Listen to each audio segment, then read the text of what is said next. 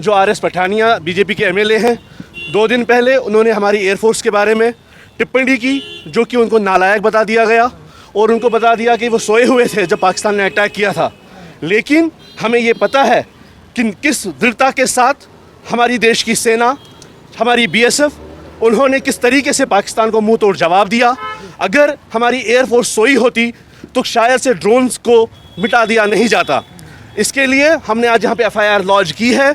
हमारे साथ पूरे हिंदुस्तान में एफआईआर लॉन्च होगा आर.एस. पठानिया के खिलाफ। हम बीजेपी से ये चाहते हैं कि आर.एस. पठानिया जो है वो अपनी पोस्ट से रिज़ाइन करें और उनके खिलाफ एक एक्शन लिया जाए, क्योंकि ये जो बात है ये हमारी सेना के बारे में है, ये हमारी वायुसेना के बारे में है, जिन्होंने पूरे देश को उस वक्त बचाया है, पूरे देश का ख्याल रखा है। इसलिए हम आज फिर से पूरे मोदी जी को ये याद दिलाएंगे, मोदी जी आपने ऑपरेशन सिंदूर किया, लेकिन कांग्रेस का ये विचार था आपके सामने कि जो भी सरकार का कदम होगा हम उसके साथ होंगे, लेकिन कहीं ना कहीं आपके ही बीजेपी के नेता अपने संकल्प से हिल रहे हैं, अपनी बातों से डगमगा रहे हैं। उनको कम से कम तमीज़ तो दिखाइए कि हमारी सेना के बारे में बात कैसे करनी है।